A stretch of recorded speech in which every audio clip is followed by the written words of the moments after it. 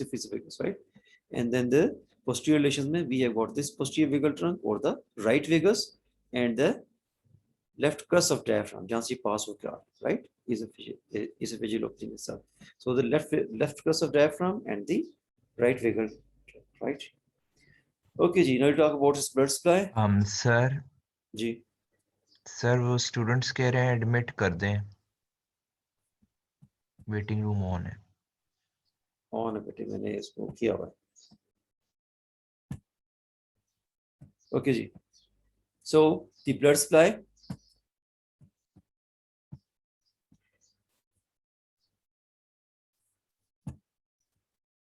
For the blood supply, you can see again 3 parts. Cervical part is basically cervical part is supplied by the inferior thyroid artery. You can see the inferior thyroid artery, which is basically coming from the this part.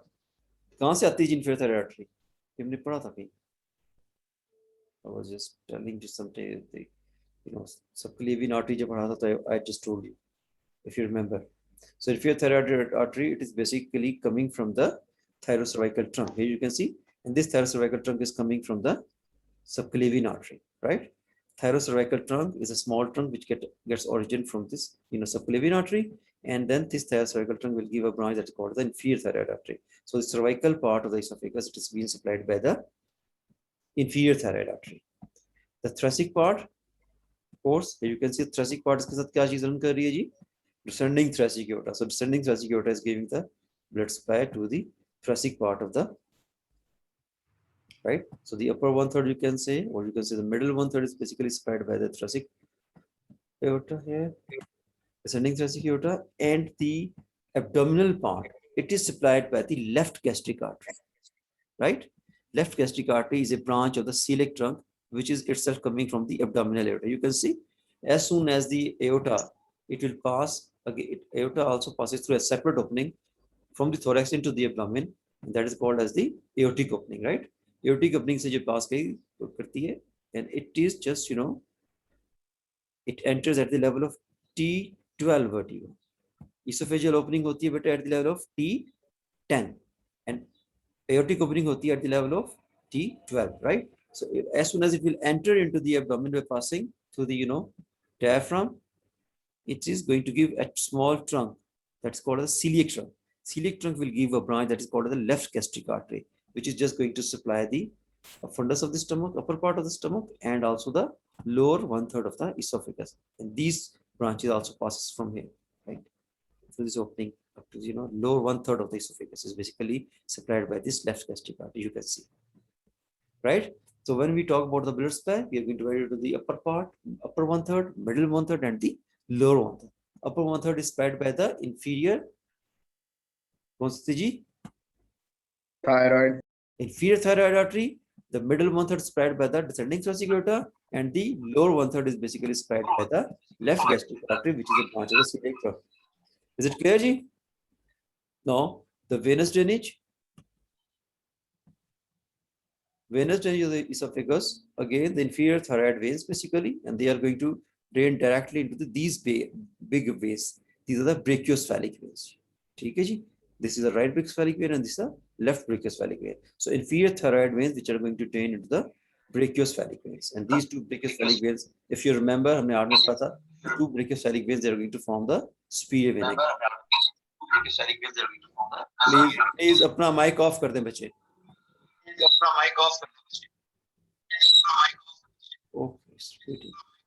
Okay, Ji. So venous drainage, we have got the inferior thyroid veins which are going to drain into the brachiocephalic veins, and then the middle 1/3 की जो venous drainage, that is they are going to drain into the esophagus. You can see they are going to drain into the esophagus vein over here. And then the lower 1/3, of course, they are the veins accompanying the left gastric artery, that is the left gastric vein. Well, this left gastric vein, it is going to drain into the portal vein, right? Left gastric vein, it is going to drain into the portal vein, and portal vein is a special, is a special circulation system. Basically, it's a part of the portal circulation system, right, which carries the blood from the whole of the GIT. ठीक है ना?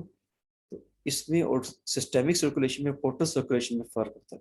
Systemic circulation में we have got only the deoxygenated blood, whereas this portal circulation, it carries the blood from the whole of the GIT, from the intestines, and from the some part of the blood from the spleen, intestines, and these blood, this blood is going to towards the liver, right? So this is the portal circulation system which carries the blood from the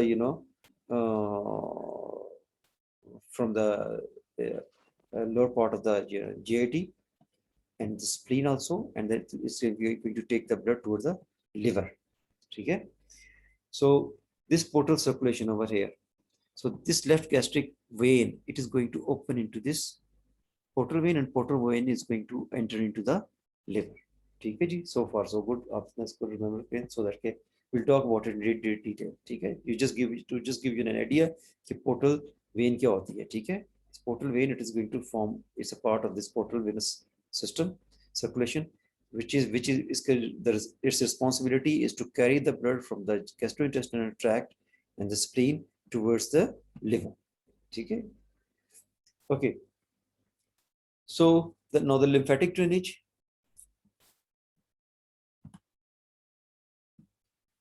Lymphatic drainage में upper 1/3 कहाँ जाएगा जी?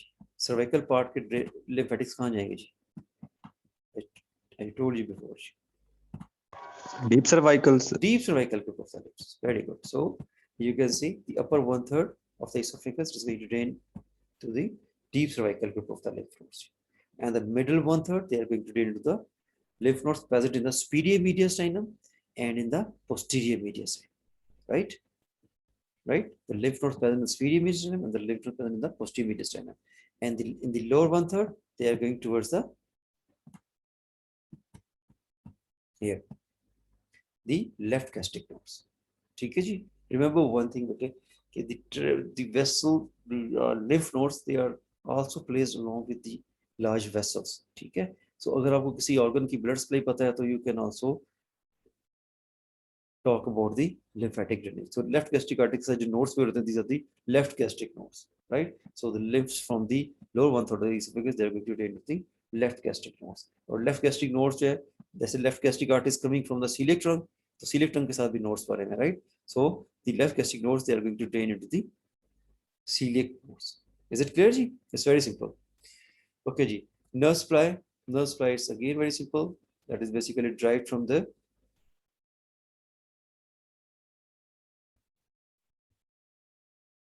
जी nerve में मैंने आपको बताया था जी, when I was talking about the vagi,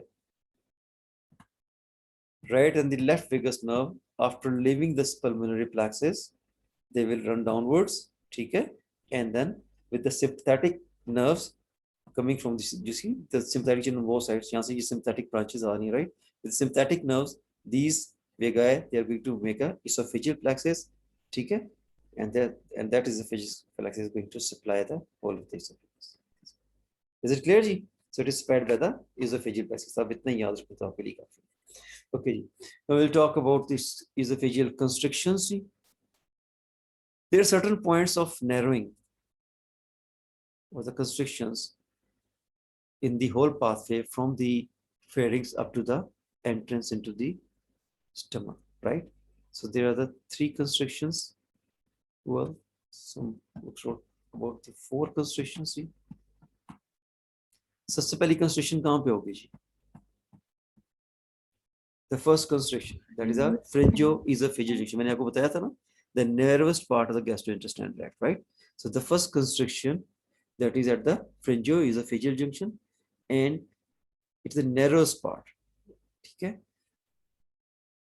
And if you are going to measure it from your incisor teeth up to this pharyngoesophageal junction, it is about 15 centimeters. ठीक है? It is about 15 centimeters. Other constriction is there where this aortic arch is going to cross and it's going to push the esophagus from left to the midline. And मैंने आपको course में बताया था ना कि the left aortic arch is going to push the esophagus from the left to the midline, right? So this, crossing over of the aortic arch, it is about at the level of 22.5 centimeters from your incisor teeth, right? From your incisor teeth, it is about 27.5 centimeters or 11 inches, right? Okay. The third one is where it is crossed by the left bronchus. The left bronchus jab isko anteriorly cross karta hai, right? And it is about at the level of 27.5 centimeters. Okay, ji? And fourth one where it is going to pierce the diaphragm over here. And that is about 37.5 centimeters, about 15 inches. अच्छा, मैंने भी आपको बता रहा हूँ कि all these 4 constrictions, ठीक है, 4 constrictions हैं, और मैंने इनका आपको बताया कि ये they are how much they are,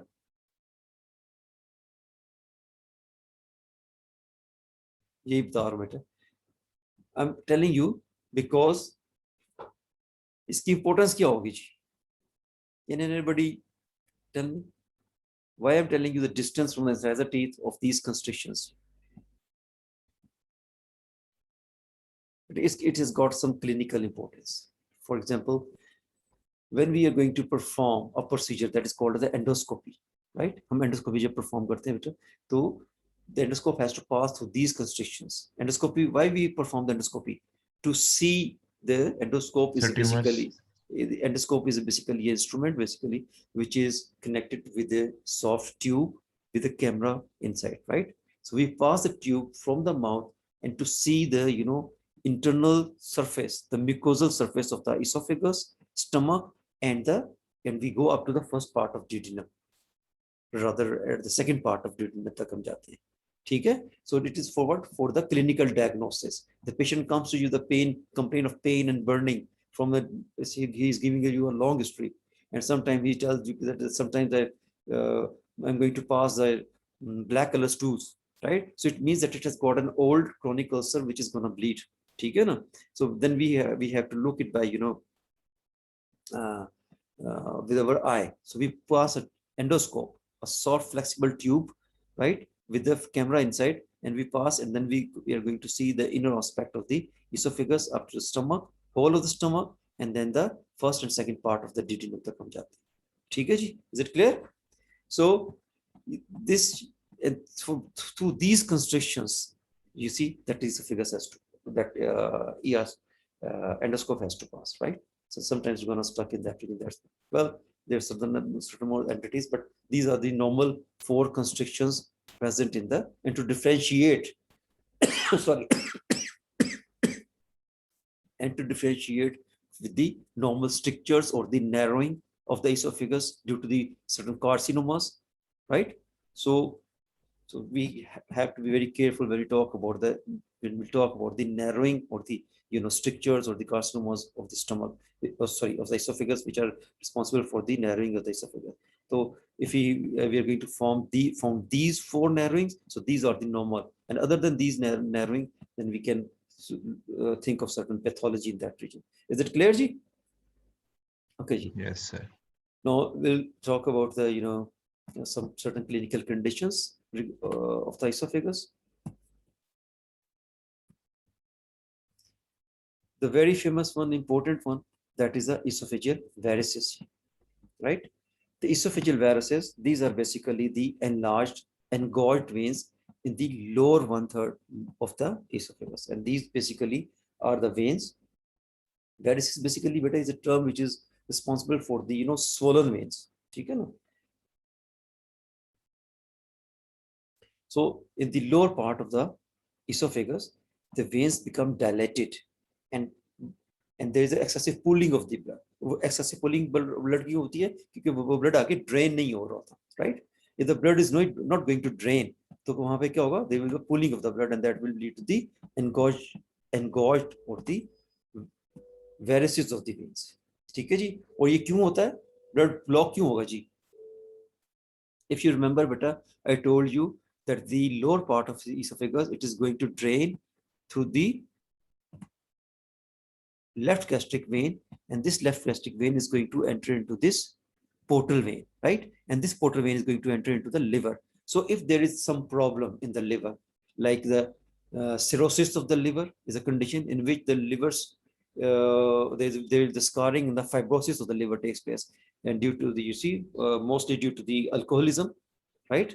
Later stages of hepatitis C, right? In the cases of the tumors or the carcinoma of the liver. So any condition which is going to interact with the, interfere with the normal functioning of the liver, then it will lead to the blockage of this vein, the portal vein. And when the blood will not enter into the liver, there will blockage over there in the liver, then the veins which are going to enter into the, portal vein, they will showing the back pressure, and due to the back pressure, there will be the veins will be swollen, right? And this is called as the esophageal varices, right? And the condition is called as a portal hypertension. Is it clear, Ji? So the esophageal varices, the most common cause is the portal hypertension due to the cirrhosis of the liver or any condition which is going to affect the structure of the liver. Is it clear, Bache? Or it appears how it appears? You can see. Here you can see how they appears, and you see this is the endoscopic view. You put an endoscope and you can see these veins, and these veins are present in the submucosa. These are basically the submucosal veins of the lower one third of esophagus. You can see these veins are engorged, the bigger, larger veins, and the pathology which is related due to the portal hypertension, or iska effect kya hoga, sometimes these veins gonna bleed in the terminal cases of the cirrhosis of the liver, or the with the hepatitis C or B, whatever, it will lead to these varices bleed, and patient comes to you with the complaint of vomit of the fresh blood, vomiting of the fresh blood. So at that time, these esophageal varices, they're going to bleed at that time. Is it clear, Bache? Okay. Another condition which is very important, which is very common again, and this is called as the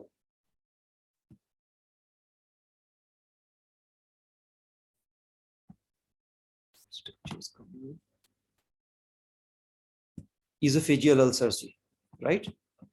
Esophageal ulcers, they are normally, ulcer kya hota hai beta? Ulcer is basically the breakdown in the continuity of the mucosa of any organ. ठीक है?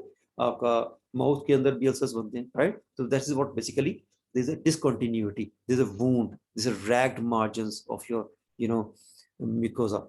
So you can say the distinct break in the continuity of the mucosa, that is called ulcer. So if it is present in the esophagus, that is called as a esophageal ulcer. Well, these esophageal ulcers, these are normally associated with the, ulcer in the stomach. So they are sometimes known as along with the stomach, they are called as the peptic ulcer, right? So this mucosal damage is due to the esophageal regurgitation, esophageal reflux disease, right? Esophageal reflux disease is a condition, but in which the, the acid of the stomach, it will regurgitate, it passes upwards abnormally into the esophagus, and that is going to damage the, mucosa of the esophagus. Okay? So if the patient, sometimes you see like there's some burning in the, epigastrium, and again in the, behind your sternum. So that is basically the regurgitation of the, when you overeat something, right?